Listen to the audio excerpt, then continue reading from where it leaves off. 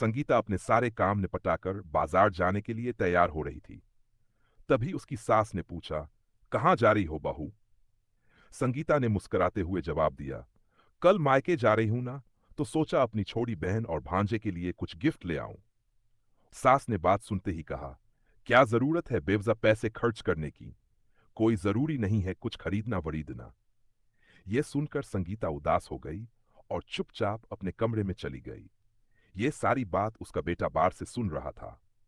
कुछ देर बाद मां ने अपने बेटे से कहा, बेटा, जरा बाजार जाना और अपनी बहन बिकी के लिए कुछ शॉपिंग कर लेना। बहुत दिनों बाद उससे मिलने जा रही हूं, खाली हाथ तो नहीं जाऊंगी ना। बेटा मुस्कुराया और वही बात दोहराई जो उसने कुछ देर पहले सुनी थी। क्या जरूरत है मां? पैसे बेकार में क्यों खर्च करे शॉपिंग में? ये सुनकर मां समझ गई कि बेटे की बातचीत सुन ली है। उसे ये एहसास हुआ कि जो बात संगीता को सुनाकर उसे बुरा लगा था, वही अब वह खुद दोहरा रही थी। वह थोड़ी देर चुप रही। तभी बेटे ने धीरे से कहा, मां, जैसे आप चाहती हैं कि मैं अपनी बहन को कुछ दूं जिससे वह खुश हो जाए, वैसे ही संगीता भी अपनी छोटी बहन को बहुत दिन बाद मिलने जा रही है। वह भी चाहती है कि उसे कुछ दे सके जिससे वह खुश हो जाए।